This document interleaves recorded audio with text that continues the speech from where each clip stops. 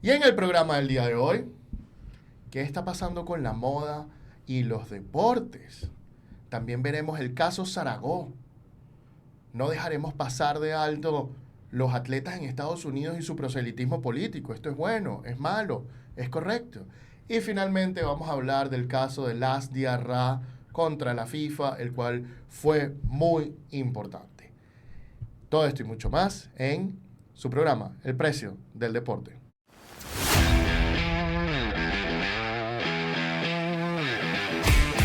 El precio del deporte. Producido por Laurel.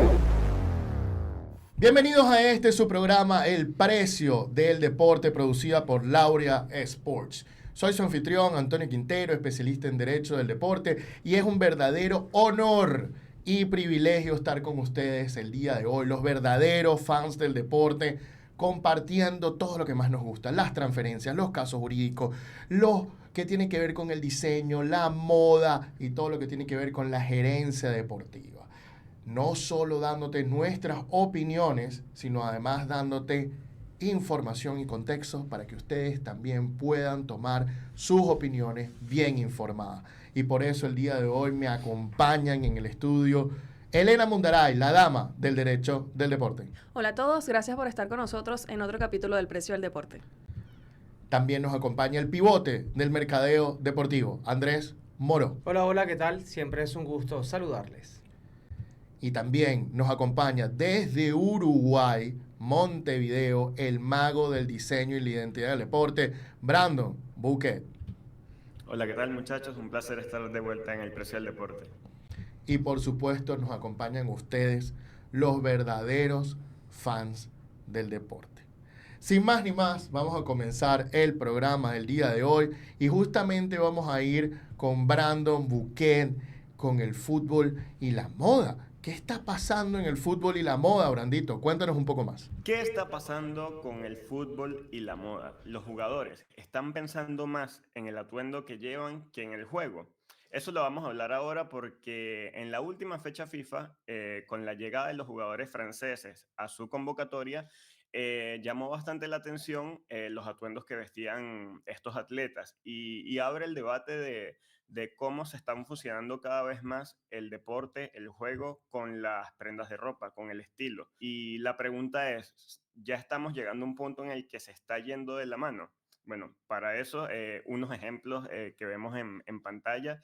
Konaté, creo que fue el que más se le fue de las manos. Los jugadores franceses cada vez como que se atreven más a usar prendas un poco extrovertidas y llama la atención porque la magnitud de lo que se está jugando como que a veces no responde a lo que parece que está pasando por la mente de los jugadores. Pero esto es un fenómeno que cada vez se está mezclando más lo que es el estilo de vida o la ropa o incluso la moda inmersa en eventos deportivos. Un caso muy particular es el de Koundé, jugador del Barcelona, que incluso suele tener este tipo de indumentarias o de outfits o de ropa en concentraciones de juegos importantes y para ello una muestra en la presentación, la foto de Koundé con lentes, gafas, utilizando un teléfono en plena previa de un partido importante y eso como que no cae muy bien en algún círculo de los fanáticos de fútbol o de los más conservadores y con la llegada del nuevo entrenador del Barcelona como que tampoco lo ve de buena manera y ha impuesto una norma de que los jugadores ahora en las concentraciones y todo lo que tenga que ver con el espectáculo deportivo y los compromisos deportivos tengan equipaciones que respondan a la uniformidad de la institución. Cosa que yo comparto y no sé si va por ahí la cosa, pero los resultados están hablando. Cuando los jugadores del Barcelona llegaban con este tipo de vestimentas y este tipo de espectáculo y show donde estaba más pendiente de cómo se vestían y qué usaban, la verdad es que el rendimiento deportivo no iba acompañado. Ahora, bueno, estamos viendo una reciente goleada en el Clásico, tienen una buena participación, los jugadores están volando, pero tendrá que ver mucho esto. Yo no sé, yo diría que sí, yo diría que influye mucho, pero hay otras instituciones donde saben implementar bien el tema de la moda, el tema del diseño, el tema del el diseño de vestuario. Y quiero hablar un poco de ello, porque no necesariamente el deporte tiene que estar ajeno a las tendencias actuales. Y hay algo que ya hemos mencionado en programas anteriores que se llama el blow core, que es esta tendencia de utilizar equipamientos de fútbol en la vida cotidiana. Entonces, las instituciones deportivas no son ajenas a esto, y hay dos casos en los que particularmente siento que lo han hecho muy bien. Uno es el caso del Arsenal, que hace una colaboración. Allí es cuando entra el marketing en juego, ¿no? Y cómo puedes potenciar algo que está en tendencia, algo que le gusta al público, y unir lo mejor de dos mundos, es decir, la moda y el deporte. En el caso del Arsenal se combinó con una marca londinense urbana llamada Aries, y sacaron una línea exclusiva que a mí me parece espectacular, donde sutilmente como que aplican elementos del club como el cañón, la tipografía, y hace que los jugadores se vean bien y no necesariamente tengan que estar ajenos a lo que es la institución deportiva. Entonces creo que esa es la forma correcta de hacerlo. Creo que también el Milan viene haciéndolo muy bien, y ha tenido varias colaboraciones. Tuvo una con los Yankees de Nueva York, pero esta en particular que ven en pantalla la hizo con la marca italiana Off-White. Y es lo mismo, es una forma sutil de implementar el diablo de la fanaticada, la M del Milan, incluso las flechas de la marca Off-White, y creo que va por allí. Y nada, esto responde a esta tendencia que viene desde hace algunos años. A mí me parece algo gracioso, porque antes como que se veía de manera despectiva a la persona que se tomaba el poco tiempo para arreglarse y se ponía su camisa de Messi o su camisa de Cristiano. Y ahora vemos que más bien, mientras más rara sea la camiseta, tú más a la moda estás. Y esto no viene desde hace poco, viene desde hace muchos años. La camiseta de fútbol realmente ha formado parte del estilo de vida y de la moda desde hace muchos años, solo que lo vemos con mayor frecuencia actualmente, porque ahora es un elemento estético, como dicen. Y en la Semana de la Moda de París del 2020 implementaron por primera vez los zapatos Adidas Sambas, que fueron, por decir, el zapato del año en el 2023. Incluso actualmente se sigue utilizando mucho. Y son zapatos que ahorita están en la moda, pero su origen viene del fútbol.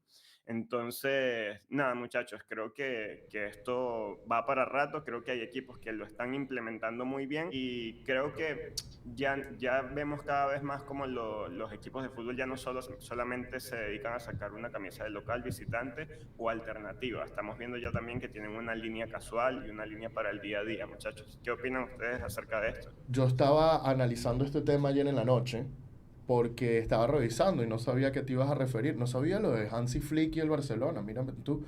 Pero también quiero aportar de eso, de que también Hansi Flick cambió un poco las cosas, pero también el Barcelona cambió de técnico. Entonces no podemos decir que es el cambio de la moda, sino tal vez fue también el cambio de técnico.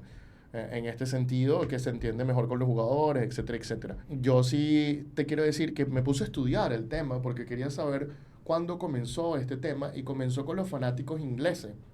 Este tipo de moda donde los clubes empiezan a hacer diferentes tipos de prendas, comenzó directamente con los fanáticos ingleses, en el sentido de que en los años 70 y 80 los hooligans viajaban por toda Europa, viajaban respaldando a su equipo, viajaban con la ferocidad con la que se les conoce, y además aprovechaban de compraban cosas finas en todos los lugares a donde iban. Entonces pasaban por Milan y se compraban los zapatos de moda, pasaban por, qué sé yo, Madrid y se compraban la chaqueta de moda, y luego lo traían a Inglaterra.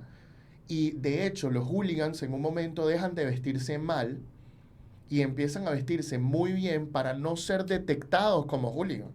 Entonces básicamente empiezan a utilizar ropa de marca para engañar a las autoridades, porque las autoridades solían asociar con estos prejuicios de que persona que se viste mal probablemente es hooligan.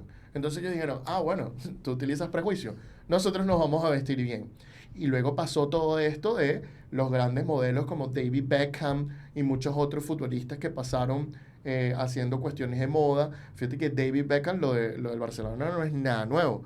Me acuerdo cuando David Beckham se rapó la cabeza porque iba a promocionar a una marca de afeitadora, Y directamente David Beckham se tapó el cabello y Ferguson no lo podía creer y se puso un poco como Hansi Flick o peor. Pero la moda y el fútbol siempre ha estado. Yo no creo en lo personal que esto afecte cómo juegan los jugadores. Creo que el stardom, esa aura que acompaña a los jugadores de ser estrellas, entre más estrellas son, más pueden hacer este tipo de cosas, como lo hacen los cantantes, los actores de cine, etcétera, etcétera. Andrés. Yo creo que este tipo de iniciativas que están tomando los clubes en Europa responde a una estrategia para abarcar a mercados más pudientes y a mercados y a llegar a otras audiencias que de repente tienen una imagen de rechazo o de indiferencia ante la indumentaria típica deportiva, porque el fútbol es el deporte más popular en el mundo, eso lo sabemos. Las indumentarias pues son las más populares y las más vendidas, sobre todo en las clases medias y bajas, y ya se ve como un elemento informal. Y yo veo que los equipos, los clubes están haciendo apuestas cada vez para buscar más esa clase alta, desde el hospitality, desde los hoteles que están creando en los propios estadios y a través de la moda, por supuesto, ¿por qué no? Pero tienen que tener otros elementos, otros códigos de vestimenta distintos al que está acostumbrado el futbolero común, por decirlo así, que es simplemente la camiseta. Yo creo que esto responde a una estrategia muy, muy, muy, muy lineal a buscar diversificar para que estas personas, por supuesto, vengan a tu marca. Y es que justamente es lo que comentaba Brandon al principio, ¿no? ¿Cómo no unir lo mejor de estos dos mundos, moda y deporte? Porque ambos tienen grandes fanáticos. Hay gente fanática de la moda, de la ropa linda, de la ropa que está actual, y también siempre vamos a tener fanáticos del deporte. Fíjate, justamente lo que comenta Andrés me lleva también a recordar que hace poco estaba buscando en la tienda de los Yankees, porque me encantó una chaqueta que tenían hace poco, y empecé a ver que además tenían diseños en colaboración con diferentes marcas. Y una de ellas era con Ralph Lauren, y carísima, obviamente la prenda, bellísima la chaqueta, pero lo que me di cuenta es que está apuntando a otro tipo de personas, a cierto target, a cierta clase, a cierta gente que le gusta vestirse más formal, que le gusta vestirse con marcas, y por qué no entonces, como dice Brando, no unir lo mejor de esos dos mundos. Y justamente hay equipos que lo están implementando muy bien. Fíjate, te metes en la página de la tienda de los Yankees y encuentras unas prendas bellísimas, de marca, de cuestiones de clase que a la gente le gusta. Entonces, oye, es un buen tema que trae a colación Brandon, porque me parece interesante, ¿no? Este mundo, unirlos, y que al final haya para todos los gustos.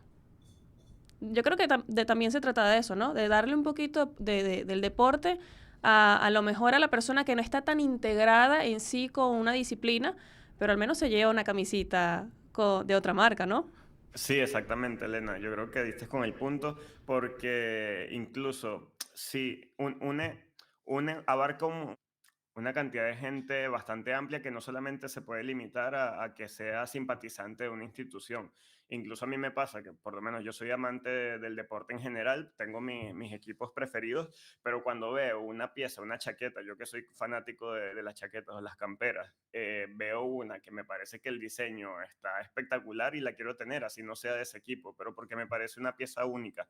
Y eso está pasando también, están haciendo colecciones, cada temporada están lanzando algo con sentido, no es solamente hacer por hacer, sino que todas las campañas y todas las piezas estéticas tienen una razón de ser o evocan a la nostalgia o si no como que te imprimen algunos elementos emblemáticos de tu ciudad, de tu cultura y creo que eso aporta valor, ya no es solamente tener el escudo, sino tener también cierto tipo de cosas que alimentan o nutren lo que tú estás llevando encima. Porque si bien dicen que la moda es pasajera, a la gente le gusta verse bien, le gusta vestirse bien y lo que usa suele ser porque quiere, como que lo representa o lo que está usando es una forma de contarle al mundo, explicarle al mundo qué es lo que le gusta, qué es lo que le gusta llevar, cómo se siente. Entonces, creo que la unión de marcas y la moda con el fútbol viene bastante fuerte. Y uno de los casos más, quería dar mi top 3, ya dije que en el tercer lugar estaba la colaboración del Arsenal con Aries, en el segundo puesto creo que lo que ha hecho el Milan es increíble, es referente, y los italianos siempre están como que a la vanguardia, pero yo creo que lo que ha hecho Adidas en los últimos años con la línea retro no tiene comparación. Creo que toda la línea que le hizo de chaquetas y de uniforme de juego, de entrenamiento, está en otro nivel. Selecciones como Alemania, España, lo del Manchester United, increíble, Real Madrid, creo que hace ver a estas instituciones como estéticamente superior por encima del resto. Entonces, así yo no sea fanático de la Roma, no me dudaría si veo esa campera y tengo la posibilidad, la compraría porque creo que son piezas que son increíbles y la moda es cíclica, entonces creo que las marcas lo saben y se aprovechan de eso y en algunos momentos vamos a ver. Me dio risa porque en estos momentos, en hace días mi papá me vio con una chaqueta y me dijo, esa chaqueta se parece a la que yo utilizaba cuando era más joven. Y es una chaqueta de fútbol que es actual, pero es retro. Entonces, nada, yo creo que la moda y el fútbol cada vez la vamos a ver más fuerte. Creo que un boom importante fue la colaboración de Jordan con el Paris Saint-Germain, que a partir de ahí ya ahora los equipos tienen hasta 5 equipaciones. Y creo que vamos a seguir viendo más, creo que las marcas se van a arriesgar más y no sé hasta qué punto llegue. Yo creo que se va a explotar tanto hasta un punto que aburra y se vuelva lo más conservador de nuevo, pero estamos creo que viviendo el momento más alto, el punto más alto donde el fútbol y la moda se estrechan la mano, muchachos. Y yo creo, Brandon, que hay que aprovechar ese momento, no sé qué pensarás tú. Pero además también quiero retomar algo rapidito, porque, oye, yo estoy inclinada a que sí haya cierta uniformidad, ¿no? En cuanto a los equipos, que se presenten bien vestidos, que se presenten con su uniforme. Me encanta siempre la tercera equipación, la cuarta equipación, porque te trae algo diferente. Pero cuando mencionabas al principio de que muchos de estos deportistas se visten todo extravagantes, también me inclino a dejar de que estas personas se expresen, ¿no? Como quieran, y la vestimenta es una de las formas de expresar quién eres, cómo eres, qué te gusta. Entonces también, si bien hay cierta uniformidad que hay que preservar, oye, también estoy inclinada a que se les deje a las personas expresarse tal cual les gusta vestirse, le gustan los zapatos. Porque además justamente eso es lo que le está trayendo a otras personas. Y justamente, como dice Brandon, es lo que trae entonces esta unión entre moda, deporte, y que algunos equipos la pegan del techo y la están implementando buenísimo. Pero también me inclino, reitero, a que se deje expresar al deportista lo que le gusta, qué zapatos lleva, qué cortes lleva, incluso como mencionaba Antonio y Beckham, porque también estas personas marcan pauta, incluso dentro de la moda. Entonces, también puede ser una forma de atraer más fanáticos y de atraer más ojos sobre estas personas, y es lo que le gusta al deporte, ¿no? Que haya más fanáticos, que haya más personas viéndolo, que haya más personas pendientes de qué es lo que está pasando en este mundo.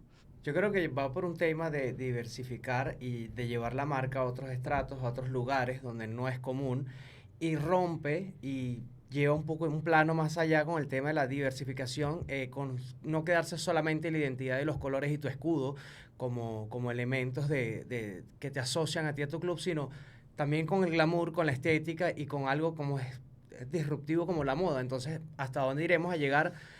No lo sabemos, pero es bastante interesante. Pues está bueno verlo hasta qué punto lo van a llevar los clubes y en qué momento empieza la gente a aburrirse y qué van a tener que hacer para innovar, porque vivimos un proceso de constante innovación en estas sociedades con consumos muy rápidos y esto seguramente en unos 2 años va a volver a cambiar y hay que estar atento a lo que hacen los clubes de fútbol, a ver hasta dónde quieren llegar con estas propuestas.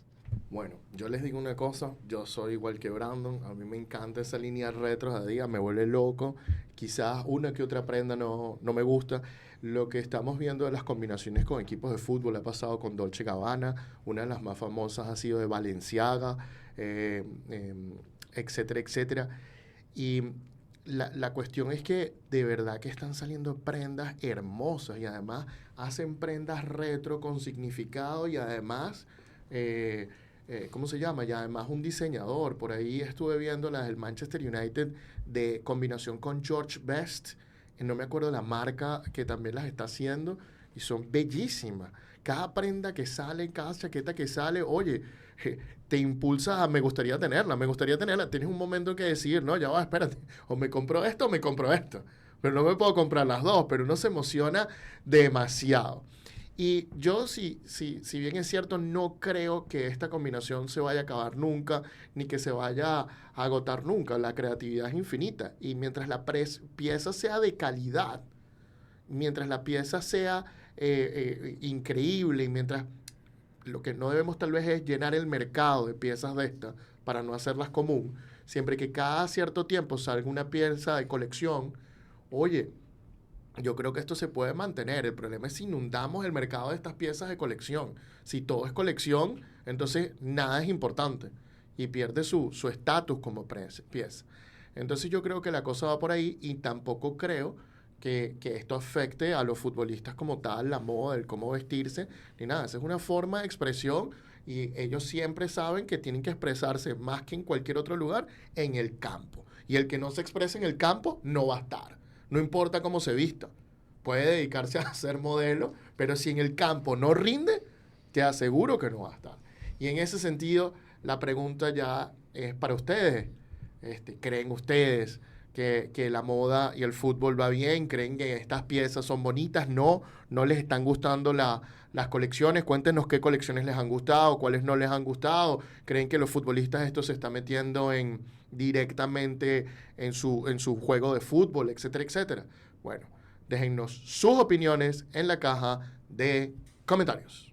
Vamos al siguiente tema de hoy, y es entrenadores y equipos de fútbol. ¿Qué se hace cuando ocurre una renuncia? Y ahí estamos hablando del reciente caso del entrenador venezolano Zaragoza, el cual tenía una posición deportiva envidiable, primero en la tabla del torneo clausura como tal, primero en la tabla acumulada, había ganado 2 partidos de la siguiente fase, es el campeón de la temporada pasada, y de un momento a otro, ¡pum!, se fue. Y este tema nos los trae Elena el día de hoy. Coméntanos un poco ese tema, ese caso Zaragoza, Elena. Bueno, despidos. Renuncias. ¿Qué pasa cuando un entrenador de fútbol termina su relación laboral con un equipo? Para ello, justamente, vamos a discutir este caso del entrenador venezolano Eduardo Zaragoza, que hace poco, como comentaba Antonio, terminó su relación laboral con el Deportivo Táchira, a pesar del buen rendimiento que había tenido el equipo, obviamente comandado por Eduardo Zaragoza. Jugaron el Deportivo Táchira Caracas hace unos días, y el Deportivo Táchira, para darle un poquito de contexto, ¿no?, a qué fue lo que pasó, minutos después de terminar el partido prácticamente, emitió un comunicado en donde se decía, donde dejaba el equipo claro, que Eduardo Zaragoza había presentado su renuncia. Y oye, creo que esto fue bastante sorpresivo para todos, ¿no? Justamente tomando en cuenta cómo venía desarrollándose en el torneo y además cómo le había ido el año pasado. Pero esto nos deja pensando, ¿qué fue lo que pasó en esta relación? Porque de venir tan bien, sorpresivamente termina la relación de trabajo. Ahora bien, para empezar un poquito más a discutir sobre este tema y empezar a hablar sobre teorías y escenarios, hay que tener en cuenta que hay un principio, que es el cumplimiento de los contratos.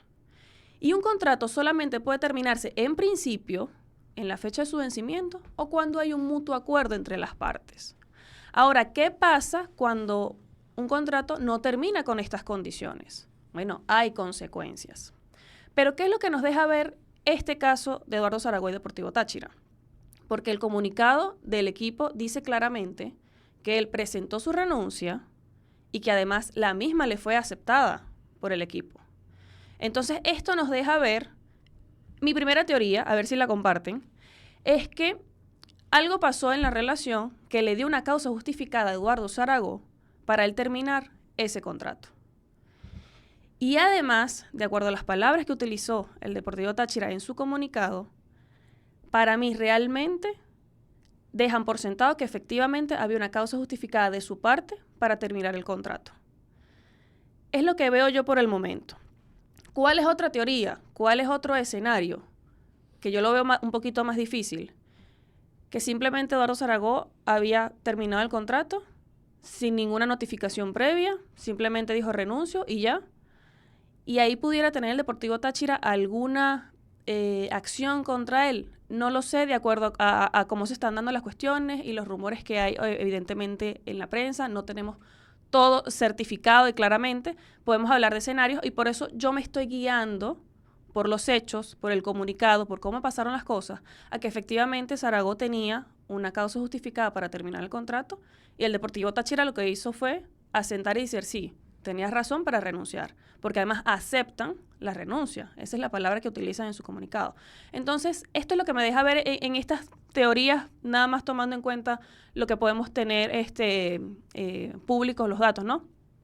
Pero esas son mis teorías, muchachos. No sé qué piensan ustedes, y podemos hablar también un poquito de las consecuencias, de qué pasa, si se hizo bien, si se hizo mal, cuáles pudieran ser los siguientes pasos y las siguientes acciones que puedan tener cada una de las partes, porque aquí estamos simplemente evaluando teorías, evaluando escenarios.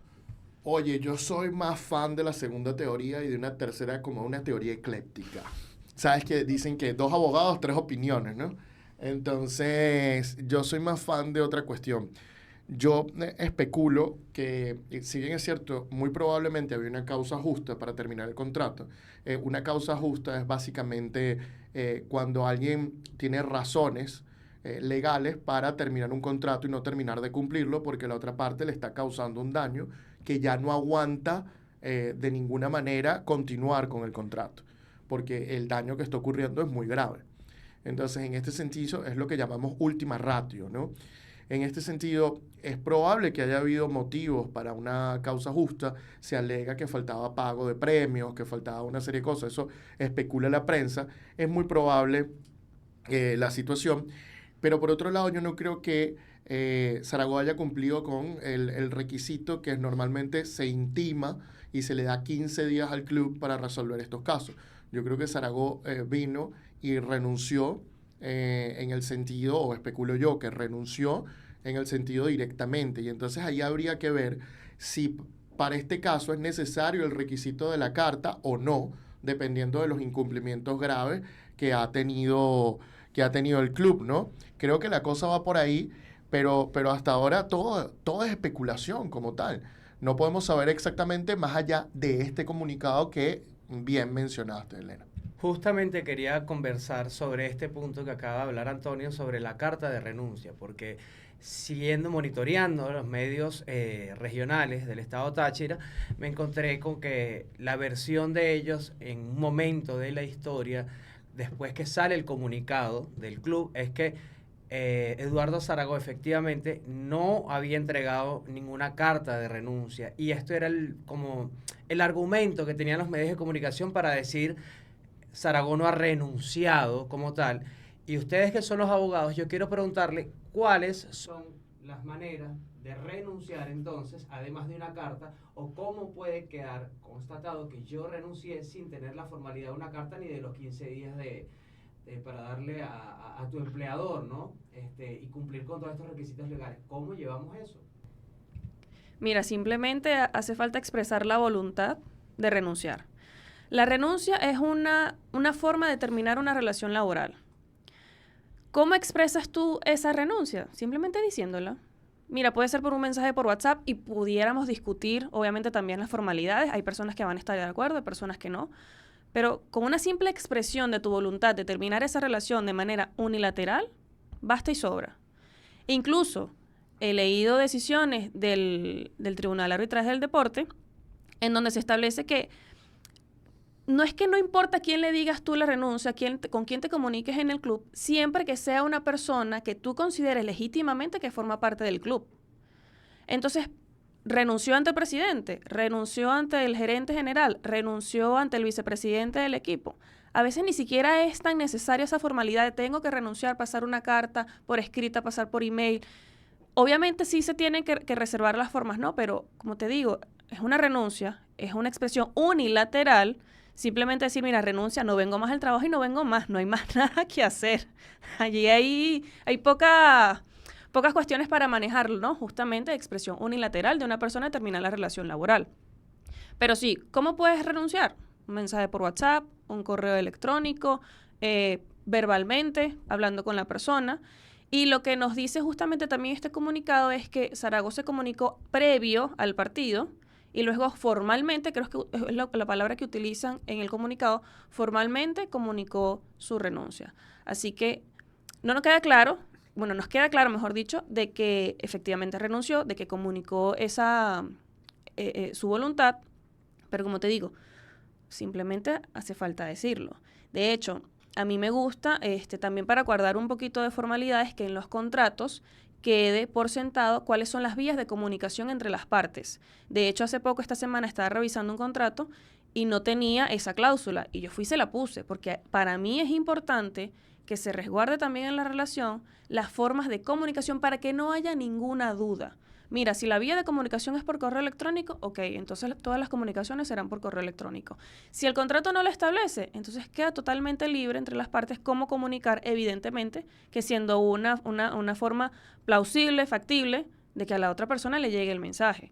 Emisor y receptor. En este caso creo que es la conclusión que pudiéramos tener para cómo expresar la renuncia. ¿Qué piensa Antonio? ¿Qué fue lo que pasó? El comunicado a mí me deja claro, ahora que lo estás mencionando y que reflexiono, que la comunicación verbal ocurrió antes del partido y que, bueno, es lo que dice el comunicado. Digamos que es la historia que dice el Deportivo Táchira.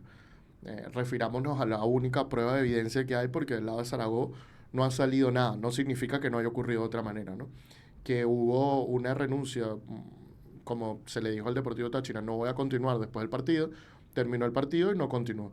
Me imagino que también Zaragoza venía advirtiendo esto de forma oral al menos durante un tiempo y luego eso fue lo que ocurrió un poco, ¿no?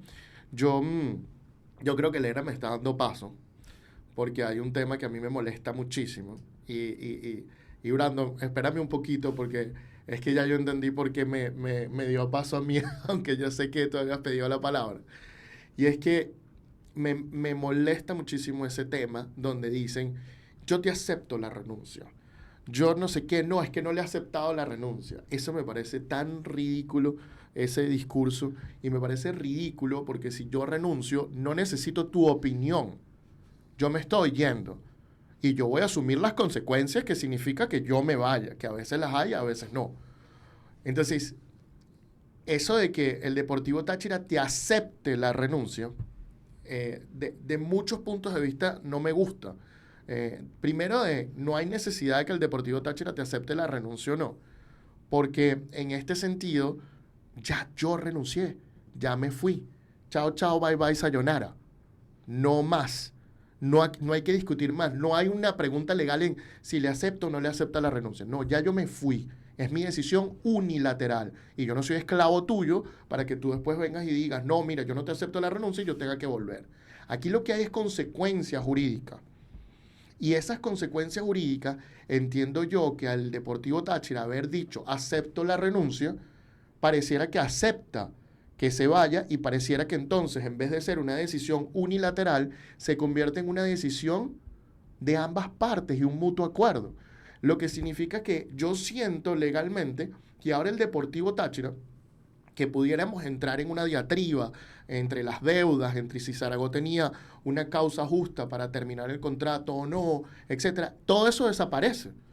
Porque el Deportivo Táchira ahora yo siento que lo elimina diciendo, bueno, pero yo también quería que te fueras.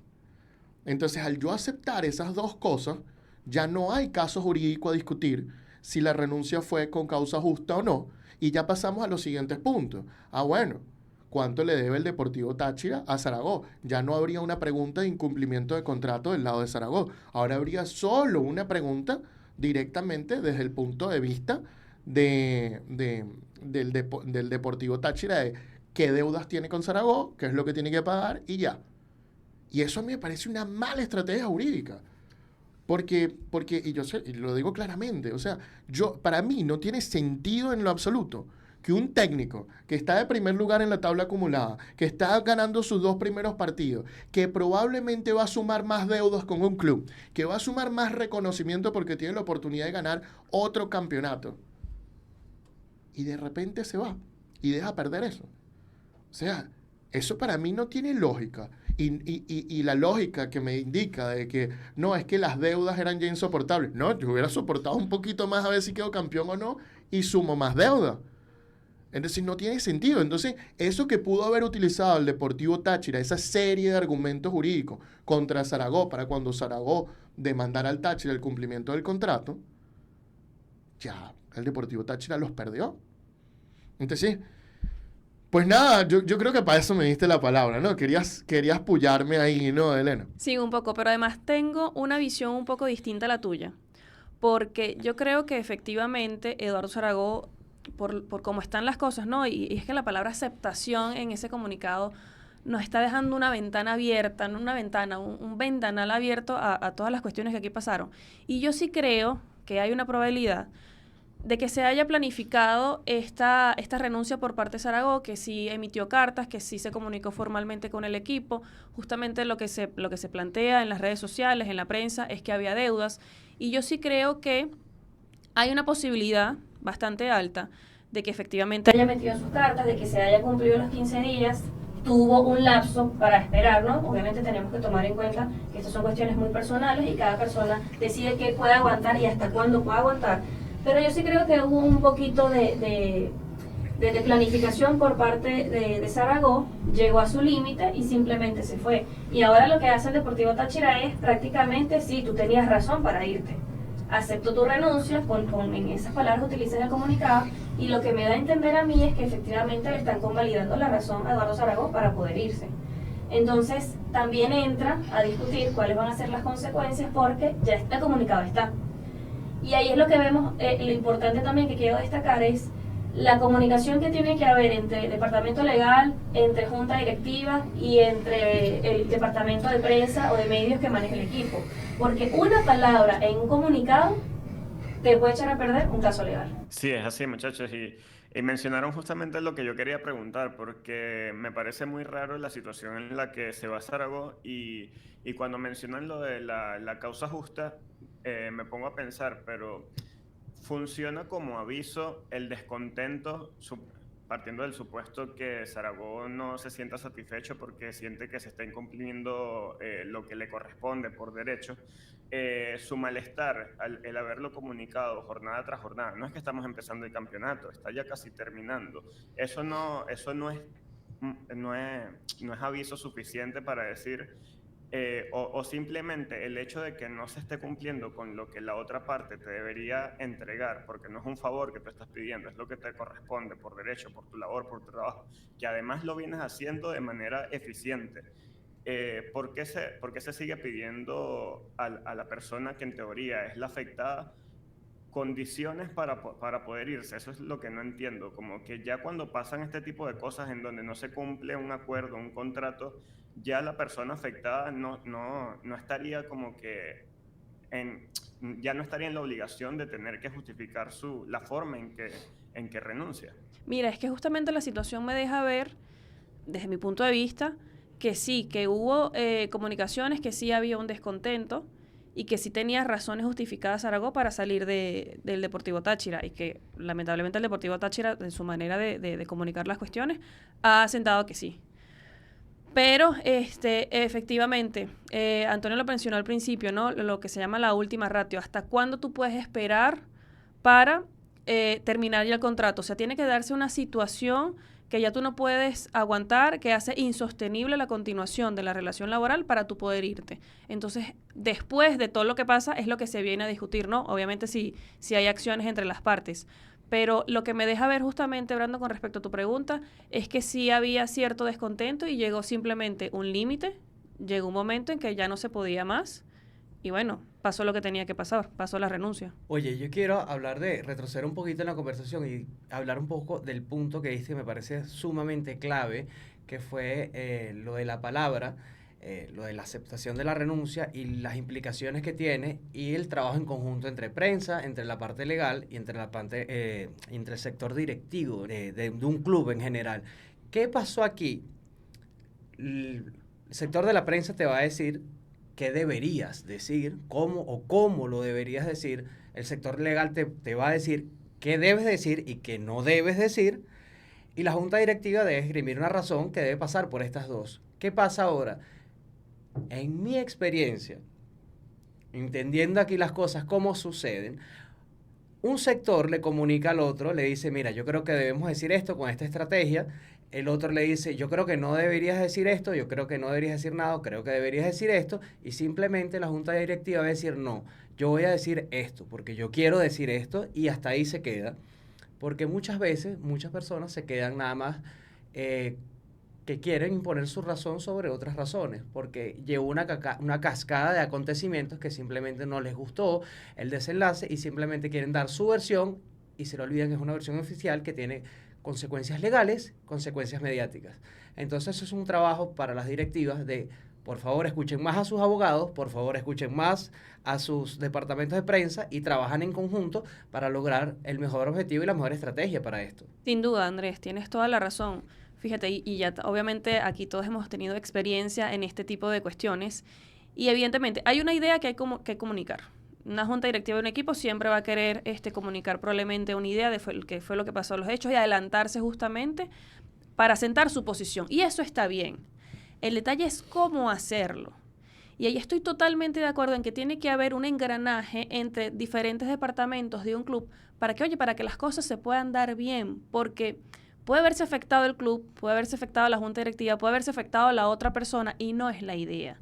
Por eso es que justamente hay que tomar en cuenta las diferentes posiciones, hacerle caso a los abogados, por favor, también, porque entendemos, ¿no?, que hay palabras que uno quiere decir, hay ideas que uno quiere comunicar, pero esto tiene que revisarse por el departamento legal, por los abogados del equipo, por los abogados también de un entrenador, de un jugador, cuando también emiten este tipo de comunicados, porque el abogado va a saber qué palabras utilizar, qué palabras obviar, qué palabras que no se pueden decir, oye, para que no te eches atrás el caso, para que no tengas ningún tipo de ventanita abierta para que, no, es que tú dijiste estas palabras y los pusiste en tus redes y lo hiciste público.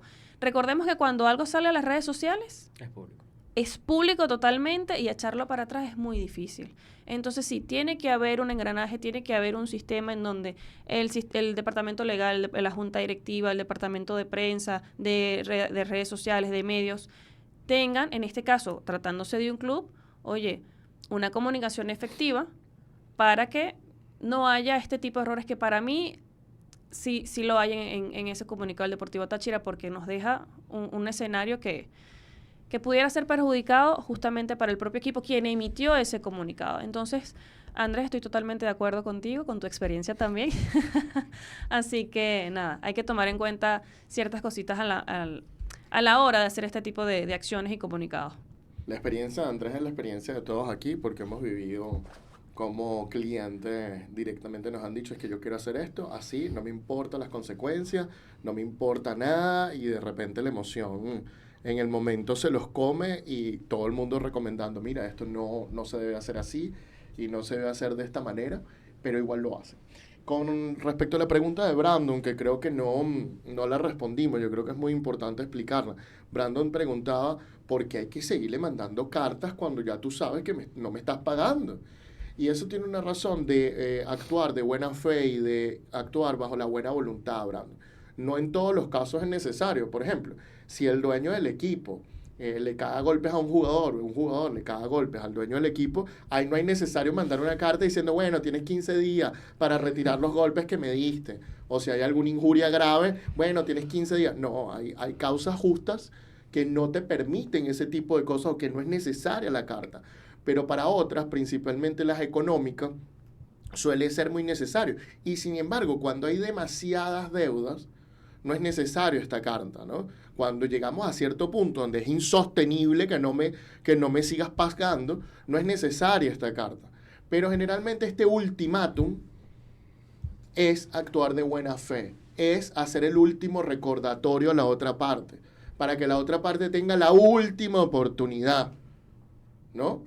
Y va así, de esta manera. Por eso es que generalmente esto es algo previsto en el derecho suizo, que del derecho suizo fue internalizado en el derecho del deporte, y bueno, básicamente se hace de esta forma. Yo con respecto a este caso, lo último que tengo que decir es que, mira, me parece un caso muy interesante, porque esa aceptación del Deportivo Táchira no la veo con facilidad, no la entiendo desde el punto de vista de estrategia jurídica y me deja tantas dudas que yo quisiera saber, oye, ¿qué más pudo haber pasado ahí? A mí no me convence que son las deudas nada más. A mí no me convence. Y yo sí quisiera ver, bueno, ¿cuál es el próximo destino de Eduardo Zaragoza? A ver si el próximo destino nos da alguna pista de lo que está pasando o puede estar vinculado a lo que ocurrió. Pero bueno, eso no lo sabremos como tal. Por lo demás, la pregunta es para ustedes. ¿Qué piensan ustedes de la salida de Eduardo Zaragoza del Táchira? ¿Tenía que seguir aguantando ese poco de deudas y se tenía que quedar aguantando las deudas? ¿O debía quedarse porque iba a generar más deudas? ¿O estuvo bien salir de esa manera o no? ¿Piensan que el Deportivo Táchira tiene derecho a deberle a la gente y ser incumplido o no? Bueno, déjennos sus opiniones en la caja de comentarios. Vamos al siguiente tema del día de hoy, un tema muy polémico, que es el tema directamente de si los atletas deben hacer proselitismo político o no, y este tema nos los trae Andrés el día de hoy. ¿Deben los deportistas meterse en la política? Esto es una pregunta que mucha gente se ha hecho y se lo siguen haciendo porque el gremio del deporte pertenece al mundo del entretenimiento y constantemente estamos nombrando y estamos viendo en todo el mundo cómo personas del mundo del entretenimiento forman parte de una u otra forma de hacer campañas políticas. Hoy es 5 de noviembre y hay un acontecimiento histórico muy importante para el mundo y es la elección del presidente número 47 de los Estados Unidos. En una de las elecciones más reñidas en la historia, según anuncian los medios de comunicación, según los estudios de las encuestadoras, es una de las elecciones más temidas y más reñidas dentro de la historia republicana de los Estados Unidos. ¿Y qué ha pasado? Pues muy sencillo. Muchas personas involucradas al mundo del deporte han formado parte de una u otra campaña para promover a uno de los dos candidatos para ganar. Estamos en un mundo donde vivimos de los influenciadores y donde la influencia de las redes sociales es muy, muy fuerte y esto, por supuesto, está afectando de alguna manera o no al sector del deporte. Por un lado tenemos a deportistas como Stephen Curry, como LeBron James, como el exjugador de baloncesto Magic Johnson, que han hecho campaña abiertamente a favor de Kamala Harris. Y por el otro lado tienes al presidente de la UFC, a la presidenta de la UFC, a el ex luchador Hulk Hogan, a jugadores como Tom Brady de la NFL, a apoyar, dar su mano a Donald Trump. Pero vamos a analizar un poco esto.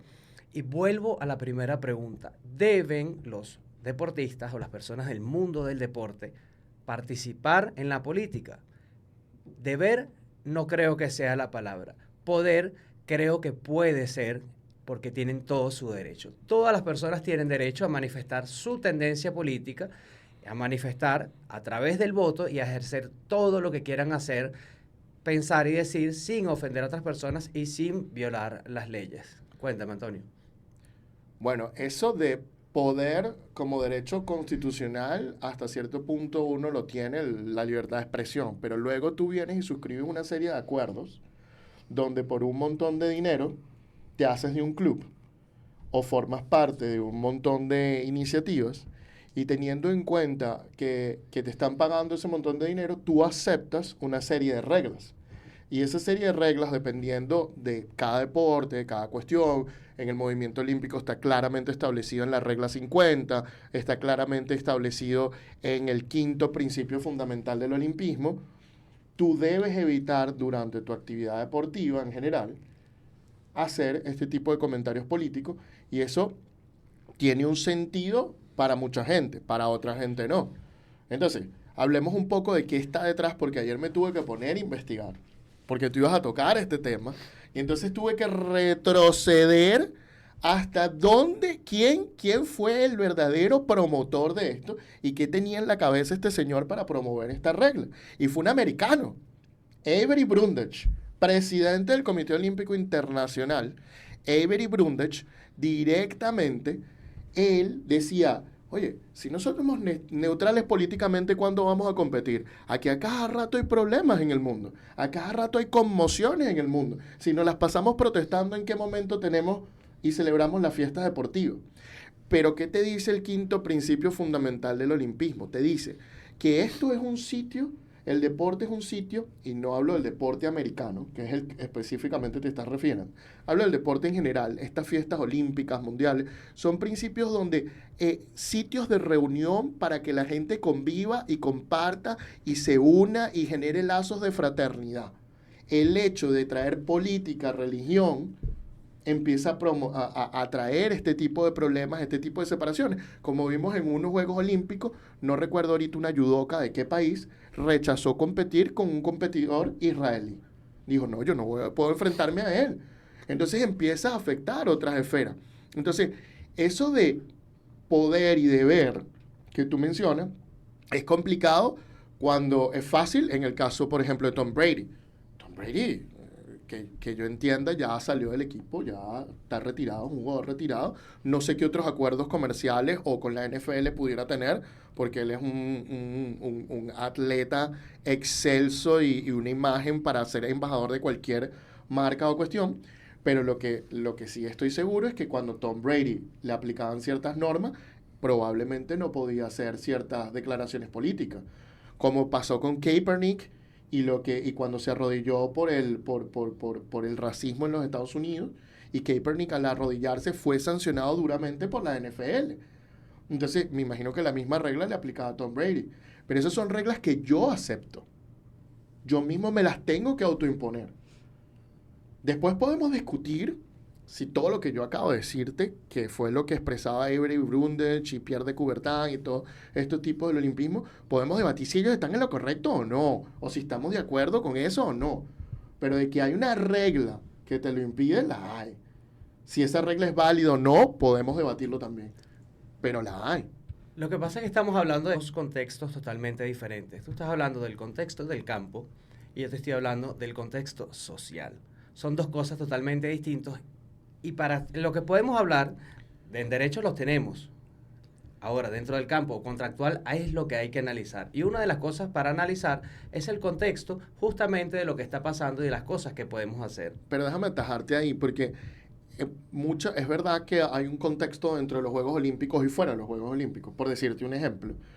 Pero cuando tú estás laboralmente trabajando para un club, esa regla tal vez no está en un reglamento que te protege dentro o durante ese evento. Esa regla está probablemente en un contrato laboral y que probablemente tú le tienes que cumplir todo el tiempo, dentro y fuera del campo, mientras estés dentro de ese contrato laboral. Es decir, no es solo las organizaciones deportivas que organizan eventos, sino además los propios empleadores muchas veces te ponen estas normas. En este sentido, muchas veces hay que analizarlas. Ahora, esa es una cuestión, pero la verdadera pregunta aquí, porque ya hemos explicado esta parte legal, la verdadera pregunta como tal ¿es esto justo o no es justo? Y eso es lo que yo creo que deberíamos debatir hoy. ¿Es estas razones que dice el Movimiento Olímpico Internacional justas o no justas, Andrés, para ti? No lo sé, porque el movimiento olímpico justamente te pone muchas reglas para los Juegos Olímpicos, y creo que esto es un evento deportivo de características únicas y que se basa su esencia en el deporte y tiene una cantidad de principios totalmente que estamos ajenos a otra cosa. Estamos hablando, por eso es que vuelvo para atrás y te digo, una cosa es lo que pasa en el campo, en el terreno, y otra es lo que pasa afuera. Entiendo, y una de las cosas que te digo de analizar el contexto es si tú puedes laboralmente tener una imagen o que te afecte hasta tus mismos contratos de patrocinio personales como marca, que tú puedas expresarte o no políticamente. Tú lo primero que tienes que revisar es en tu contrato si esto es así. Después con tu club también, si yo puedo hacer proselitismo político o no. Lo otro que tienes que hacer es, si un deportista dice, oye, yo me quiero meter en la política porque veo que la situación de mi país lo amerita, oye, vamos a analizar primero a quién vas a apoyar y si es cónsono y es congruente y es coherente con tus propias ideas o valores. Por ejemplo, te doy un ejemplo de qué le sirve a un deportista votar por un partido de ultranacionalista donde están promoviendo en contra de los inmigrantes, si ese deportista de repente es hijo de inmigrantes y no representa ese grupo etario de ese país? Entonces tú dices, oye, estás cayendo en una contradicción. O sea, estás como que relegando a tu misma familia. Tenemos que ser coherentes con nuestros valores, con nuestras creencias y, por supuesto, no darle toda la mano a un político, porque los políticos siempre se mueven bajo sus propios intereses. Y tú puedes ser la consecuencia de algo tan difícil como creer en algo, apostar por algo, y eso se cambió porque el poder es así y tú lamentablemente quedaste sobreexpuesto con la gente. Sí, muchachos, tengo varios puntos que ojalá que no se me escape ninguno. Lo que mencionaba Antonio me da a entender que, no sé si es así, que no hay problema cuando muestras tu apoyo o tu promoción hacia algo referente a la política, pero el problema está cuando te opones a ella, en caso de Colin Kaepernick. Cuando haces una protesta es cuando la gente se escandaliza, pero cuando promocionas no. Y es un dilema, por lo menos yo creo que como ciudadano, a veces a las personas se les complica mucho separar la imagen del atleta con la de que es una persona. Entonces me llamó la atención las declaraciones de LeBron James, que dice, cuando yo digo y apoyo lo que apoyo es porque estoy pensando en el país en el que quiero que vivan mis hijos.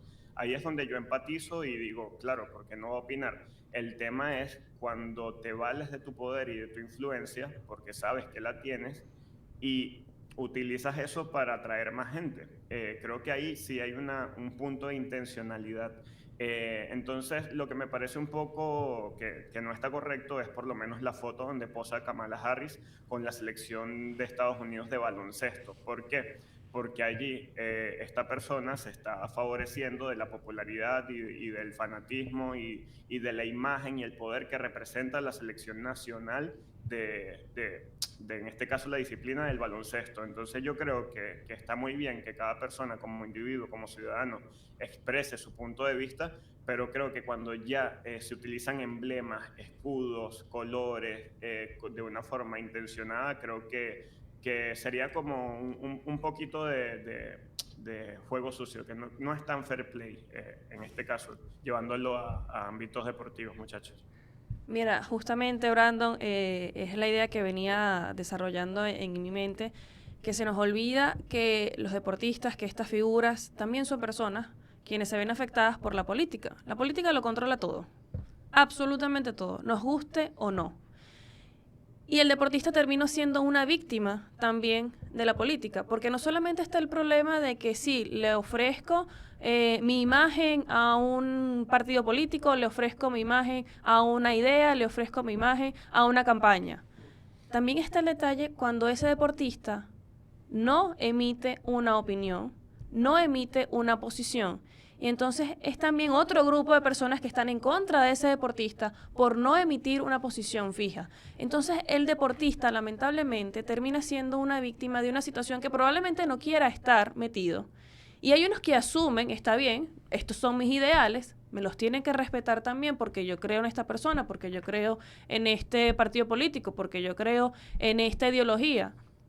Pero oye, también en un mundo ideal el respeto sería la base, ¿no? Que cada quien pudiera emitir sus opiniones, que cada quien pudiera tener su propio pensamiento y que no pasara nada, que oye, esa es tu opinión, chévere, se te respeta, pero no es así. En un mundo tan polarizado como lo tenemos actualmente en muchísimos países. Y lamentablemente, reitero, el deportista termina siendo también una víctima y en una posición súper difícil de que quiera hacer una cosa y probablemente no pueda hacerla, y cuando no quiera hacerla también deba hacerla, y todo eso bajo los ojos de millones de personas. Entonces, no es una situación nada fácil. Yo no lo veo como Antonio de tienes un contrato, no puedes emitir, y si lo puedes emitir tienes consecuencias, porque es un tema súper delicado en donde te toca lo más íntimo de tus entrañas, porque te termina afectando de una otra manera a qué candidato vas a elegir o a quién le vas a hacer campaña, porque nuevamente la política está en todo.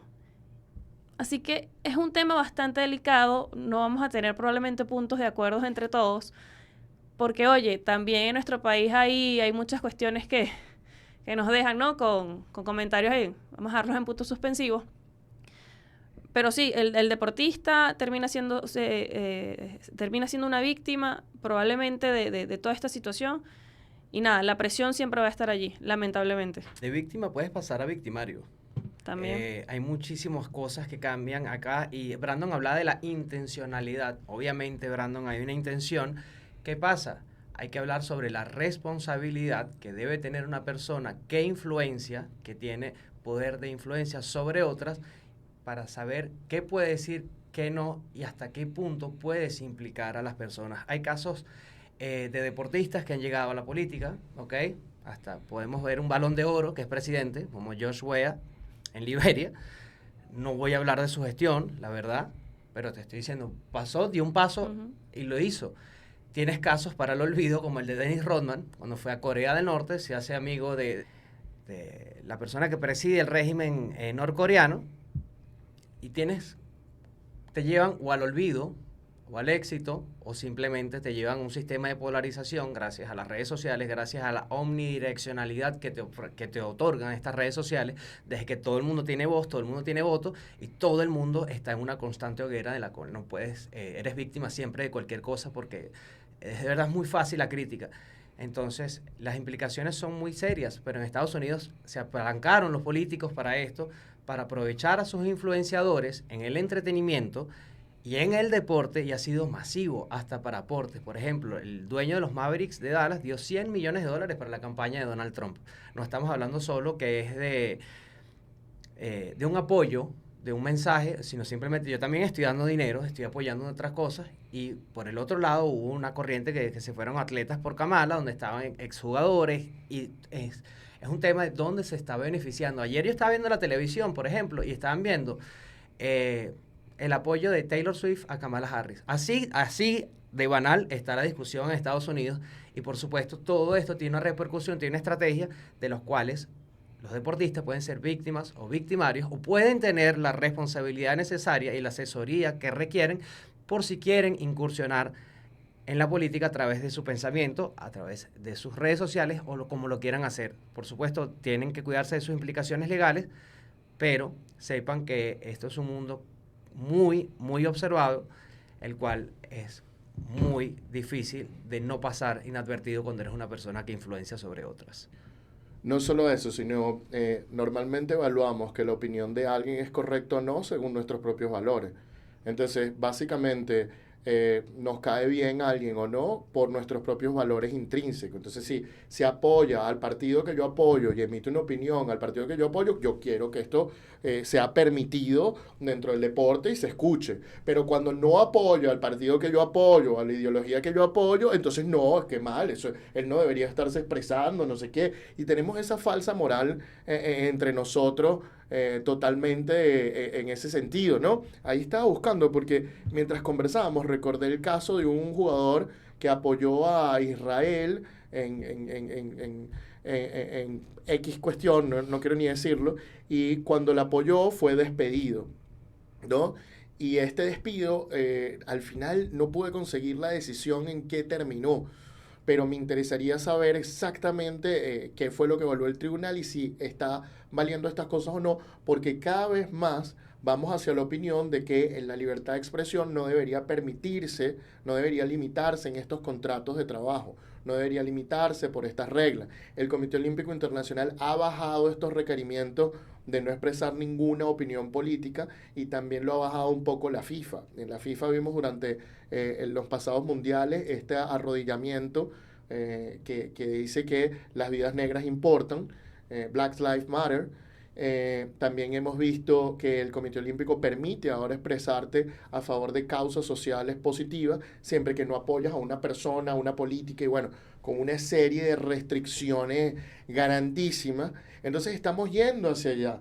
Y sin embargo, si a mí me contrata una marca, yo no puedo aparecer con otra marca, porque es un tema comercial. Entonces, cuando los deportistas entran a hacer proselitismo o propaganda, ellos deben entender qué acuerdos ellos han suscrito, más allá de sus sentimientos, más allá de que les toquen la fibra, más allá de todas estas razones, porque yo me comprometí a esto. Y si no, bueno, yo asumiré mis consecuencias de este tipo de cuestiones.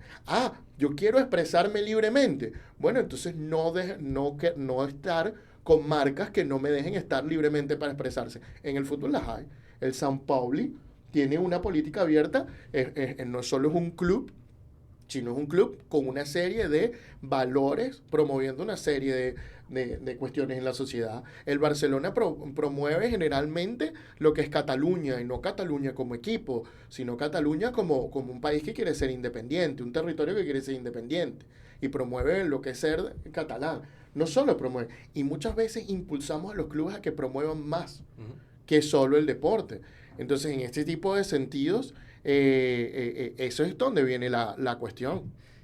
Finalmente quiero cerrar con esto, que piénselo bien, si estás involucrado en el deporte, siendo deportista o trabajando para el equipo de algún deportista, piensen bien, analicen la situación, busquen el contexto, el entorno, hagan mapas de riesgo, analicen las posibilidades, analicen las consecuencias legales y analicen lo que pasa en las redes sociales, porque esto es un mundo muy complicado y además cada vez pasa más un suceso, y es que no estamos reconociendo a la persona que piensa diferente a nosotros, y los invito a ustedes mismos como fans del deporte a reflexionar sobre esto. Simplemente vamos a reconocer más a las personas que piensen distinto a nosotros y entender que su voz, su opinión es igual que la nuestra.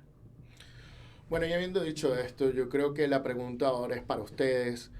Y es básicamente, ¿creen que los atletas deben meterse en proselitismo político, en la propaganda política, estar abogando por determinado político o determinada ideología?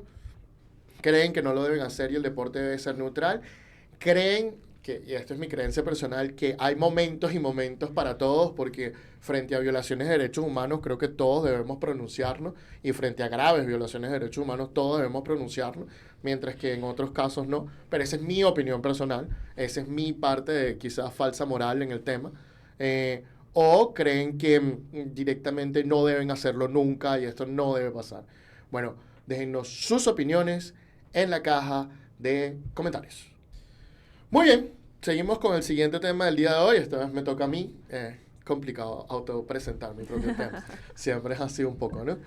Pero Las Diarra, otro futbolista que se atreve a ir contra la FIFA y que logra ganar en una tremenda victoria para los jugadores de fútbol. ¿Por qué el caso Las Diarra te interesa? ¿Por qué es importante para el fútbol? ¿Y por qué dicen que es otro Bosman y puede cambiar todo el sistema de transferencias? Lo explico brevemente y luego me meto en profundidades. El caso Las Diarra ataca 3 puntos importantes del sistema de transferencia, que son que cuando un jugador firma contrato con un club, directamente, si rompe el contrato con ese club, va entonces a tener una sanción deportiva, va a tener que pagar una indemnización económica, y básicamente al nuevo club que lo contrate va a recibir esa sanción deportiva también y va a ser solidario en el pago de esa indemnización económica. Y Las Diarra se enfrentó a esas normas y logró que dijera que la Corte Europea de Justicia indicara que estas normas son desproporcionadas. Lo que significa que en un futuro, atar a un jugador con un contrato laboral no va a protegerte tanto de que se vaya a otro club con mayor facilidad, siendo este un derecho importante para el jugador, pero también afectando la inversión de ciertos clubes. Y de eso va el caso Diarra como tal. En este sentido, ¿qué fue lo que pasó con Las Diarra? Entremos a la historia, entremos a todo directamente. Muy bien, Las Diarra, un futbolista francés que ficha por el Lokomotiv de Moscú por 4 años, y básicamente el Lokomotiv de Moscú lo despide. Lo despide diciendo que Las Diarra había incumplido el contrato, de que no tenía que seguir en el club, y solicita una indemnización de $20 millones. ¿Dónde demanda Las Diarra? Perdón, de euros. ¿Dónde demanda Las Diarra? Lo demanda en la Cámara de Resolución de Disputas de la FIFA. ¿Ok?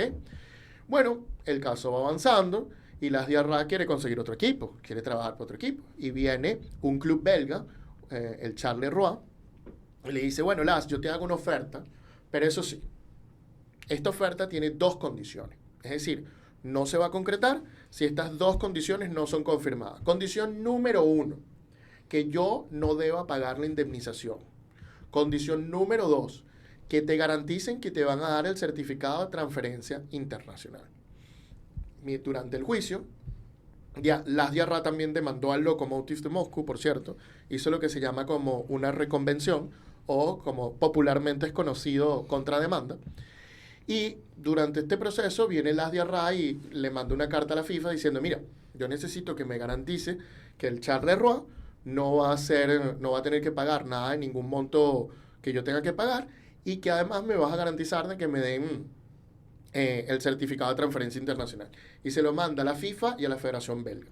La FIFA le contesta, mira, no puedo garantizarte que el Charleroi no vaya a ser considerado como que te indujo a romper el contrato, porque eso es una presunción establecida en el reglamento, y eso lo tienen que decidir nuestros órganos de justicia, ¿ok? Nuestro Tribunal del Fútbol, nuestra Cámara de Resolución de Disputas. Y en segundo lugar, la FIFA ya no responde eso, sino la Federación Belga dice, mira, con respecto al certificado de transferencia internacional para inscribirte, eso lo tiene que emitir la Federación Rusa de Fútbol, ¿ok? Si ella no lo emite, no te puedo registrar acá. Entonces, con estas dos respuestas, el club no se cumplieron las condiciones y el Charleroi no contrató a Las Diarra. Entonces, Las Diarra se buscó un abogado, que creo que es exactamente el mismo de Bosman, si mal no me equivoco, Dupont, muy conocido en el ámbito nuestro. Y Dupont, entiendo yo que empieza este caso contra la FIFA, entre otras personas, y demanda una indemnización a la FIFA por haberle impedido a Las Diarra de que pudiera contratar con el Charleroi. En primera instancia de Bélgica gana, y luego hay una apelación, y en la apelación el Tribunal de Apelación dijo, ya va. Espérate un momentico aquí, que aquí hay una situación de derecho europeo. Entonces vamos a hacerle unas preguntas a la Corte Europea de Justicia para poder responder esta cuestión. Y la Corte Europea de Justicia respondió a esas preguntas. ¿De qué van las preguntas? Básicamente dicen que el certificado de transferencia internacional y el artículo 17 del reglamento sobre estatuto y transferencia de jugadores de la FIFA, que es el que establece estas normas, son y violan lo que es la normativa europea. ¿Cuál es la normativa europea? Bueno, es muy sencillo. Europa se conforma en un mercado común. Ese mercado común es que no haya barreras entre países, y por eso tiene 4 principios fundamentales. Libertad de personas, por eso cuando usted entra a Europa se puede mover libremente por el territorio europeo, a pesar de que no me haya sucedido esta última vez en algún cuento personal.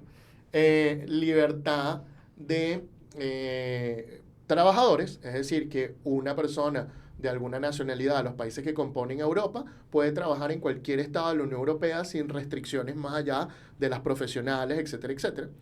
Luego, número 3, no pueden haber restricciones para bienes, para el movimiento de bienes, ni aranceles, ni impuestos especiales entre países europeos, ni restricciones en servicios.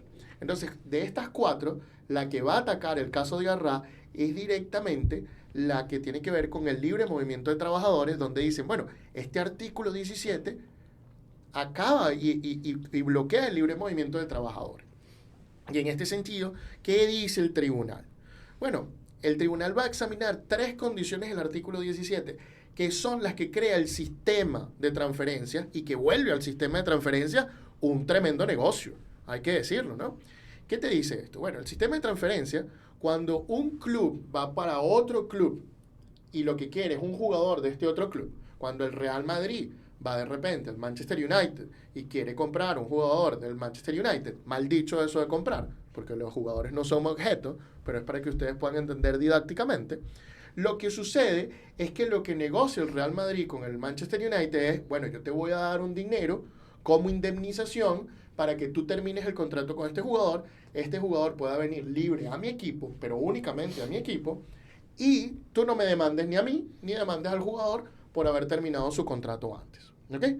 Y por eso existe un precio de transferencia, para que después no haya una demanda posterior por daños y perjuicios. donde yo pueda ser directamente afectado con un monto monetario y dependiendo de cuándo termine el contrato, si lo termine en el periodo protegido o fuera del periodo protegido, entonces yo no puedo ser sancionado directamente. El periodo protegido es una cantidad de años en un determinado contrato, donde si tú terminas tu contrato en esos años, sin que el otro te dé, si tú renuncias, por ejemplo, durante ese tiempo, entonces te van a caer sanciones deportivas para el jugador de 4 a 6 meses sin jugar y para el nuevo club directamente prohibición de fichar jugadores. Entonces, ¿qué pasa con el tribunal? ¿Y qué es lo que analiza el tribunal? El tribunal, y lleva un monólogo fuerte, ¿no? Aquí todo el mundo está riéndose, pero nadie me interrumpe ni nada. ¿Qué es lo que dijo el tribunal, no? El tribunal agarró punto por punto de estas 3 cosas. Con respecto al certificado de transferencia internacional, básicamente se pronunció diciendo que, bueno, que esto pudiera ser un objeto de un bloqueo y que había que examinarse como tal. Pero en el certificado de transferencia internacional yo no veo problema porque entiendo que el ASIA-RA no solicitó el certificado de transferencia internacional supletorio, ahorita se me fue el nombre técnico de la palabra, ¿no? Que es el provisional. Que bueno, que era lo que había que hacer, que cualquier abogado hubiera hecho normalmente. Me imagino que querían ir a esta pelea y por eso no lo pidieron. Y en segundo lugar, entiendo yo que pasa el tribunal a analizar esta cuestión. Y la pregunta es si estos son barreras o no para el mercado. Y el tribunal concluye que sí, que estos son barreras. Entonces después pasa a una siguiente parte y se pregunta, ¿pero son barreras justificadas? Y la respuesta que son barreras justificadas o no es que el primer argumento de la FIFA de que supuestamente protegen a los jugadores dice, mira, esto no protege nada a los jugadores. Esto está más diseñado para crear un sistema comercial que otra cosa. Entonces no es verdad que proteja a los jugadores. Esa es la opinión del tribunal. Y luego pasa al siguiente punto y dice, pero con respecto a la integridad de las competiciones, puede que te dé la mano FIFA. Puede que con respecto a eso de que un jugador no se pueda mover de un club a otro con tanta facilidad, puede que yo te dé la mano, porque es verdad. Porque si un club se va de un lado a otro, lo que puede ocurrir es que, pongo de primer lugar a cierto club, luego pongo a su rival de primer lugar, etcétera, etcétera. Entonces, sí tienen que haber unas restricciones. Así que hay algo allí, pero no siento que me lo justificaste bien. Pero de todas maneras, justifica bien tus normas, que yo te las analizaré. Y luego pasa estos 3 puntos. Con respecto al punto de la indemnización, básicamente el tribunal dice que hay muchos criterios subjetivos, que no se usa la ley nacional, que luego hay un criterio de especificidad del deporte que no entiende qué es, ni lo ve definido, ni ve un cálculo claro. Dice que los demás criterios, además, para calcular la indemnización son subjetivos y cambian de lado a lado. Y entonces dice, esto es demasiado desproporcional. Tienes un montón de criterios para valorar cuánto sale la terminación de contrato de un jugador y estos criterios son muchas veces subjetivos y muchas veces no tienen que ver con el jugador. Porque, por ejemplo, tú dices que el jugador debería indemnizar al club con el precio de transferencia que paga el club, con lo que le paga la gente. Pero si el jugador no negoció eso, no fue ni parte de esos contratos, no tuvo vela en ese entierro, en esa negociación, ¿por qué el jugador tiene que pagar eso? Entonces ahí tiene un punto, se critica lo de la ley nacional. ¿Cómo es posible que FIFA nunca use la ley nacional?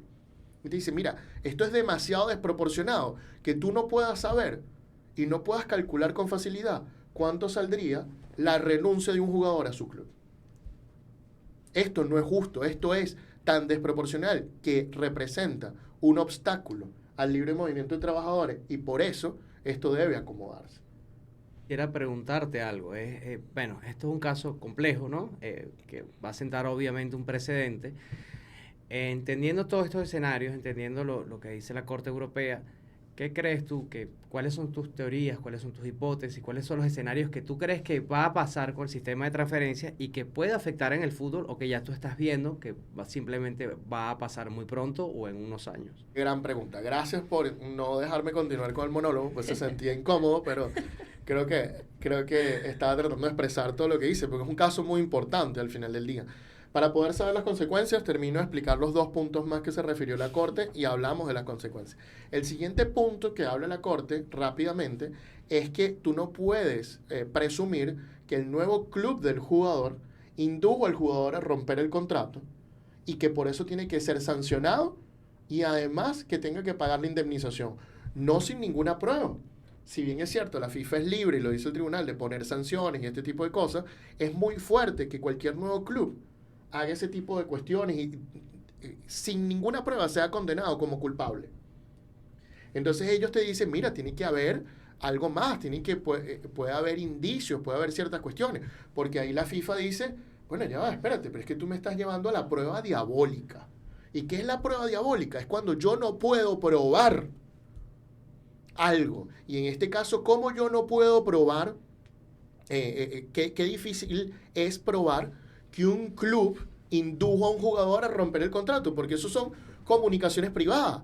Yo le escribo al jugador diciéndole, mira, ¿te quieres venir? Mira, sí, pero rompe el contrato, pero mira, yo te ayudo. Ajá, ¿y dónde está eso? En comunicaciones privadas. Pues entonces, para poder probar eso, vas a tener que solicitar a un tribunal que entreguen los celulares y va a haber toda una discusión de derecho, de que esas son comunicaciones privadas, etcétera, etcétera, etcétera, etcétera. Entonces, el tribunal responde a la prueba diabólica y dice, sí, es verdad, tienes razón, es difícil. Pero oye, tienes que tener al menos una prueba, algún indicio, alguna cuestión. No puedes sancionar a alguien sin tener nada. Y no puedes meterle, además que pague la indemnización y la sanción. Y dice, estos son obstáculos al libre movimiento de trabajadores. Y son desproporcionados. Y es en la desproporción que la Corte más se fija para hacer esta cuestión. Y entonces pasamos a las consecuencias. ¿Cuáles son las consecuencias? Bueno, yo intuyo que la primera consecuencia es que vamos a poder calcular con facilidad cuánto vale la terminación de contrato de un jugador. Y eso va a acabar con la especulación. Entonces, es muy probable que los precios de transferencia empiecen a bajar, y empiecen a bajar, y empiecen a bajar, porque ahora sí vamos a saber cuánto vale un jugador, o tener unos criterios más claros que tanta subjetividad que tenemos ahorita, y que ha llevado a tanta especulación y a que el mercado suba y suba como tal. ¿Cómo son estos criterios para hacer esta valoración que va a pasar en el futuro? Pero ¿cómo sería esa fórmula? Vamos a ponerle un poco más matemática para que va a disminuir la especulación, porque al final el precio del deportista lo pone el mercado de alguna u otra manera, una distorsión muy extraña, ¿no? Oye, quisiera yo poder responderte, Andrés, pero ¿qué voy a saber yo cuáles van a ser esos criterios? Eso es justamente lo que está diciendo el tribunal que tiene que hacerse, ¿no?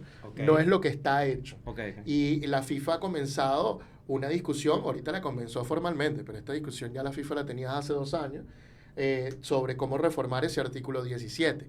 En este sentido, los precios de transferencia yo opino que van a cambiar.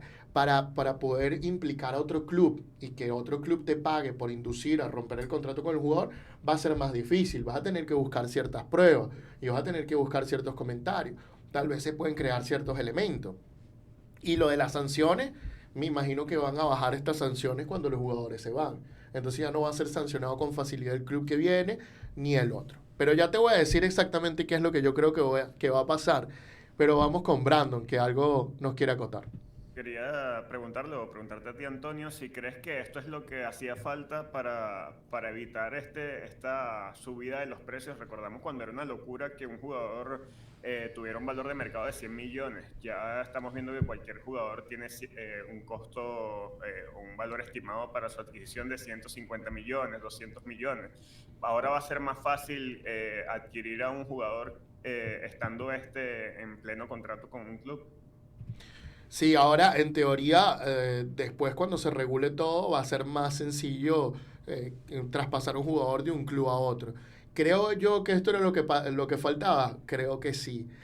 ¿Creo yo que todos los jugadores están costando 150 millones? No, Brandon, esa es la cúspide del iceberg.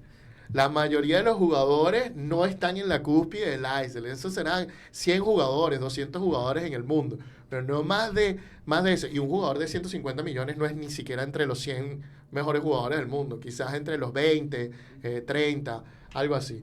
Pero independientemente de esto, sí, yo sí creo que esto era lo que faltaba para que la especulación bajara en ese sentido. Lo que yo creo que viene es que, como en el año 2001 ya pasó con el caso Bosman, en el año 96, 97, 98, donde terminaron un acuerdo, viene una negociación entre FIFA y la Unión Europea. Y en esa negociación, FIFA tiene mucha fuerza y mucha influencia.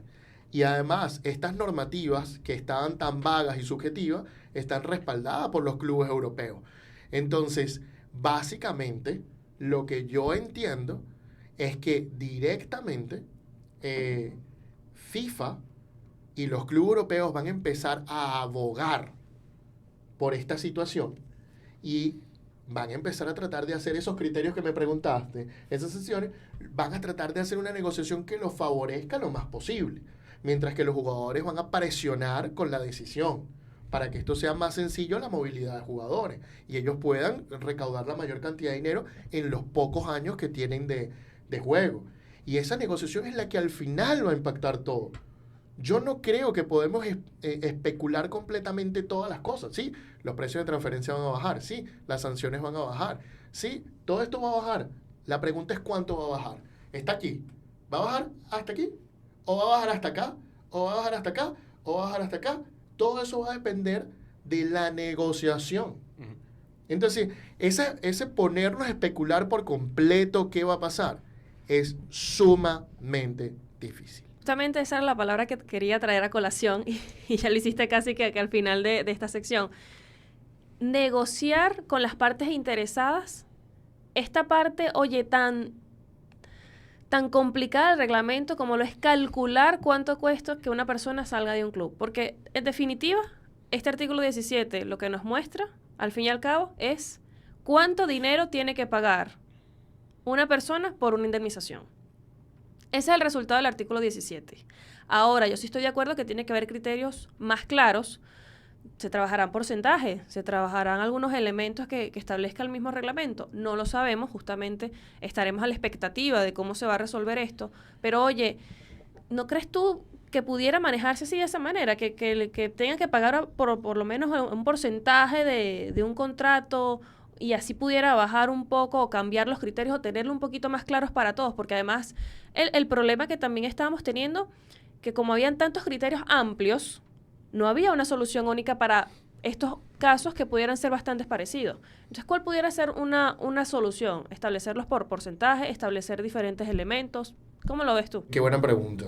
En este punto yo le doy la mano primero a la Corte de Justicia. Yo sí creo que tenían que haber criterios claros. Creo que un criterio claro para mí es cuánto le pagas al jugador. Eso para empezar. Sin duda. Porque no puedo... Yo siempre he sido muy reticente a que si un jugador cobra $1,000, como va a tener una cláusula de rescisión o piden por él $2 millones. Si tú quieres cobrar mucho, invierte más en el jugador. ¿Hasta qué punto? Mira, Brasil entiendo que ofrece algunas soluciones al respecto, las ha ofrecido en sus leyes de la historia, que si es 100 veces lo que se paga, que si es 200 veces lo que se paga. Podemos irlo analizando por ahí. La legislación brasileña ofrece cosas interesantes a este debate de los criterios, ¿no? Creo que también si pudiéramos tabular de alguna manera los valores de mercado, lo cual es muy difícil, para decir, bueno, los delanteros salen tanto, los mediocampos salen tanto, los defensas salen tanto, y ya después podemos hacerlo, bueno, bien. La otra cosa es que también el CIES, el FIFA CIES, el Centro de Investigaciones de la Universidad de Neuchâtel, ha desarrollado un método para calcular el valor de jugadores a través de su valor de mercado con estadísticas. Todos los días nos volvemos más en número. Entonces quizás el valor de mercado pueda venir dependiendo de las estadísticas del jugador, ¿no? Eso va a ser toda otra discusión. Es interesante el debate que se abre. Yo puedo por ahí aportar que observemos a Brasil, que observemos el salario del jugador para ver qué tanto podemos hacer para la cuestión. Obviamente que esto es una derrota más que para la FIFA, para los clubes, ¿no? Que son los que ahora no pueden cobrar menos, no pueden cobrar tanto dinero, y esto va a afectar muchísimo a los clubes sudamericanos, muchísimo, que suelen vivir mucho de la transferencia de jugadores y suelen llenar sus arcas a partir de la transferencia de jugadores. Entonces, uno de los mercados que más le va a impactar esta decisión es al mercado sudamericano, igual que al mercado africano. Son dos mercados que les va a impactar muchísimo, así como los clubes formadores europeos, como Ajax, como los clubes franceses, etcétera, etcétera, etcétera. Pero por otro lado, en un punto donde yo no estoy tan de acuerdo con la decisión, y este sí es otra vez mi opinión personal, y te la dejo a ti también para que comentes, es ese tema de la presunción. Entiendo que la presunción de que el club que se lleva al jugador y lo hagas culpable inmediatamente no es justo. Yo estoy de acuerdo con eso. pero no estoy de acuerdo en que elimines la presunción por completo, porque es muy difícil probar de que un club indujo al otro a romper el contrato y esto empieza a generar, imagínense, los clubes que se la pasan comprando jugadores. Y yo sé que aquí tengo un montón de gente fan del Madrid al lado mío y que me rodea, pero el Madrid es un club que va por todos lados, los periódicos van publicando el Madrid ahora que era este, y ahora que era el otro, y ahora que era el otro, y ahora que era el otro. Y con los periódicos empieza a coquetear en este tipo de cuestiones, ¿no? Entonces, ahora, no estoy diciendo que el Madrid haya cometido esto alguna vez o nunca, no lo sé, solo lo sabrán ellos, pero lo que quiero decir es que empieza a poner y a dificultar las cuestiones, porque ahora es más fácil inducir al jugador a romper el contrato que no. Y eso incluso te puede afectar la integridad, porque si tú te vas a enfrentar con un club, imagínate que te vas a enfrentar, qué sé yo, un club grande contra un club pequeño, y el club grande empieza a sacar noticias de que quiere el delantero del club pequeño, el club pequeño tal vez no quiere jugar tan bien o no quiere hacerle daño al club grande para que no lo fichen, pues, etcétera, etcétera. Y entonces se utilizan este tipo de trampas malsanas en el deporte. Entonces, eso a mí no me gusta. Yo creo que la presunción está bien, está muy amplia. En vez de pedirle al otro club a que traiga pruebas, establece unos límites y unos criterios en la presunción, en el sentido de que, bueno, si el jugador se fue directamente al otro club, no esperó más de tantas semanas, no esperó, entonces automáticamente sí, ese club es culpable, como se hace con la transferencia puente y la presunción de transferencia puente. A mí me parece que eso sería un criterio interesante, agregar una serie de requisitos a esa norma para que todo pueda ser más sencillo como tal.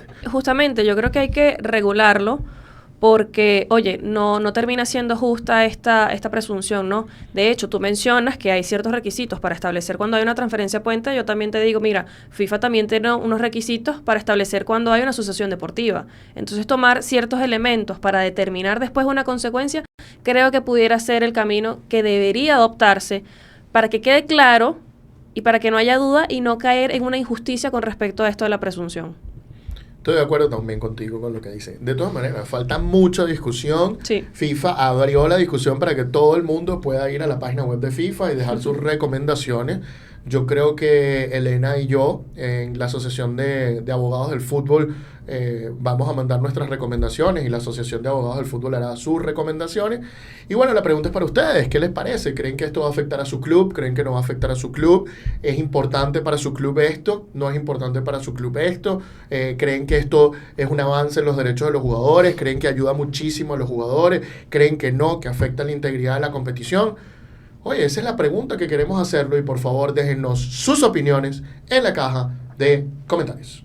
Con esto listo, estamos listos para terminar. Quería comentarles, número uno, que el FIFA FLAR, lo que es el Annual Law Review de la FIFA, este pequeño congreso, el cual es gratuito, se puede ver online por YouTube o incluso pueden ir a Miami, va a ser en Miami, tiene tópicos espectaculares, estoy muy emocionado. Elena, no sé si lo pudiste revisar. Sí, además de las personas que van a intervenir, oye, una más espectacular que la otra, va a valer totalmente la pena este FLAR y estoy ansiosa. Claro que sí, yo quiero ver al gran colega Jan Kleiner hablar de todas las cuestiones europeas. Él es crack total, tuve la oportunidad de estudiar con él y crack total. Y también quiero ver a Ibarrola en las cláusulas que se colocan en los contratos para la terminación. Va a ser totalmente buenísimo. También recordarles que vean el Congreso de la Universidad del Litoral, que va a estar espectacular en Argentina, y también viene el Congreso de la IAF en Arabia Saudita. No se lo pierdan, todavía hay entradas abiertas para el Congreso de IAF en Arabia Saudita, el cual va a ser muy, muy, muy bueno. En este sentido, y ya para terminar, pues bueno, primero que nada, agradecerles por haber estado con nosotros el día de hoy. Discúlpenos que pasamos un tiempo, estábamos en algunas pequeñas vacaciones y haciendo asuntos institucionales. Así que muchísimas gracias por acompañarnos el día de hoy. Si les gustó este programa, por favor, like, comenten y compartan. Y además, suscríbanse y denle a la campanita para más contenido. Nuestras redes sociales las van a encontrar en la descripción. Y sin más ni más, trabajó para ustedes el día de hoy la dama del derecho del deporte, Elena Mundaray. Gracias a ustedes por compartir una edición más del Precio del Deporte. El pivote del mercadeo deportivo, Andrés Moro. Hasta una nueva oportunidad. También estuvo con nosotros el mago del diseño del deporte, Brandon Bouquet, desde Uruguay. Tuvo que salir un poco antes de tiempo, pero nos acompañó el día de hoy. Y por supuesto, su servidor, Antonio Quintero, acompañándolos también el día de hoy. Muchísimas gracias. Nos vemos en una próxima edición. Chao, chao.